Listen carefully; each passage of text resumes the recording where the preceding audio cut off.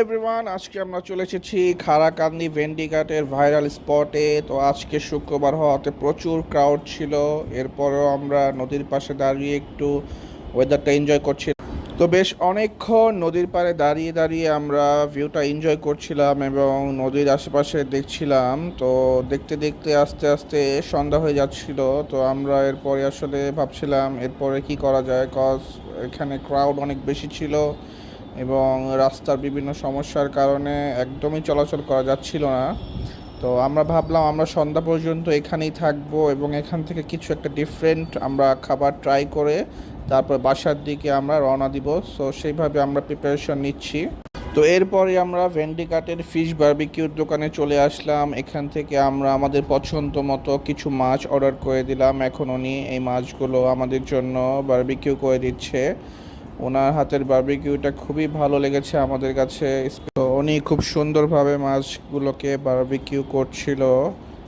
আপনারা দেখতেই পাচ্ছেন উনি একটু পর পর এখানে অয়েলগুলো স্প্রে করছিল যাতে মাছের ফ্লেভারটা খুব ভালো আসে এবং হিটটা ভালো পায়। এবং ওনার হাতে একটা এয়ার গান টাইপের ছিল যেটা দিয়ে উনি বাতাস করে খুব ভালোভাবে বারবিকিউটাকে হিট দিচ্ছিল। তো দেখতে দেখতেই উনি বারবিকিউর প্রসেসটা কমপ্লিট করছিল, একটু পর পরই তেল দিচ্ছিল। তো এখানে খুব ভালোভাবে উনি বারবিকিউটা করছেন। এখান থেকে একটা ধোঁয়া, একটা অ্যারোমা চারপাশে ছড়িয়ে যাচ্ছিল। উনি একটু পর পর এটাকে উল্টে সব দিকেই হিট দিয়ে বারবিকিউটা কমপ্লিট করছে। আর চারপাশ ধোঁয়া এবং এই বারবিকিউর একটা স্মেল চলে আসছিল। তো স্মেলটা খুবই সুন্দর ছিল। বারবিকিউ প্রায় শেষ পর্যায়ে, তাই আমি ওইখান থেকে আমার টেবিলের দিকে চলে আসলাম। এখানে আমরা সবাই বসে আছি এবং ওয়েট করছি বারবিকিউর জন্য। তো এর কিছুক্ষণ পরে আমাদের জন্য আমাদের বারবিকিউ এবং পরোটা নিয়ে আসছেন আমাদের জন্য এই টেবিলে। তো এখানে উনি বারবিকিউগুলো সার্ভ করছেন, সাথে একটা রেড সস এবং মেয়োনিজ টাইপের একটা কিছু ছিল। তো পরোটাগুলো এখনো আসেনি, পরোটাগুলো গরম গরম ভেজে নিয়ে আসছেন। চারজন, তো আমাদের দুইটা বারবিকিউ নিলাম। আমাদের এই পরোটা চলে এসেছে। সাব্বিরের আরেকটা প্লেট দেন, আরেকটা প্লেট দেন। হ্যাঁ হ্যাঁ, আজকে সাব্বিরের একটি বিশেষ কাজের হেল্প করার জন্য সে আমাদের এই ট্রিটটা দিচ্ছে। সেটা আসলে আমরা কিছুদিন পরে বলবো। সাথে 10টা পরোটা। সব কিছু চলে আসার পরে আমরা এখানে বারবিকিউটা খাওয়া শুরু করলাম। তো আসলে আমি খুবই সারপ্রাইজ হয়েছি, এরকম প্রত্যন্ত একটা অঞ্চলে গ্রামে এরকম বারবিকিউ মানে আমি আশা করিনি। আমি খুবই সারপ্রাইজ, কারণ ওনাদের বারবিকিউ টেস্টটা খুবই ভালো ছিল। আর আজকে খুবই ভিড় ছিল, ভিড়ের মধ্যে ওনার সার্ভিস এবং ওনার বারবিকিউ টেস্টটা খুবই ভালো পেয়েছি আমি, যার কারণে প্রশংসা না করেই পারছি না।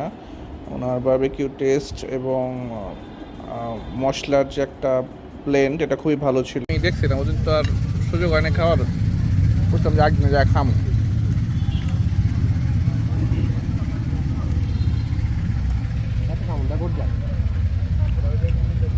কেমন মজা দাদা? অনুভূতি বলেন, অনুভূতি।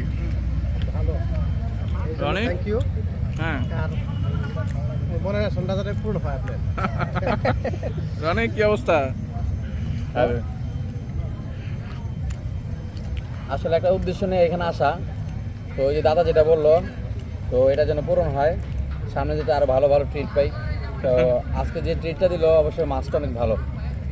তো নেক্সট টাইমে যাতে আরো খেতে পারি একজনের মাধ্যম নিয়ে, বা আমি খাওয়াই। হ্যাঁ হ্যাঁ, তো ভালো, খারাপ না। ঠিক আছে। কি অবস্থা শুভক? আসলে এক্সপেক্টেড থেকে ভালো হয়েছে। আমরা আসলে এক্সপেক্ট করি নাই যে এখানে এত রাশের মধ্যে এরকম একটা ভালো বারবিকিউ থাকবে। আর এর জন্য তো সাব্বিরকে থ্যাংক ইউ, যে কাজটার জন্য। কাজটা হলে আমরা আরো বেশি বেশি বারবিকিউ খেতে পারবো এখানে এসে। কাজটা হলে আমাদের এখানে আসা হবে আরো। দেখা যাক কি হয়। হ্যাঁ, দেখা যাক। আসলে টেস্টটা ভালো, আমি নিজেও আশা করিনি আসলে টেস্ট এরকম পাবো এরকম জায়গায়।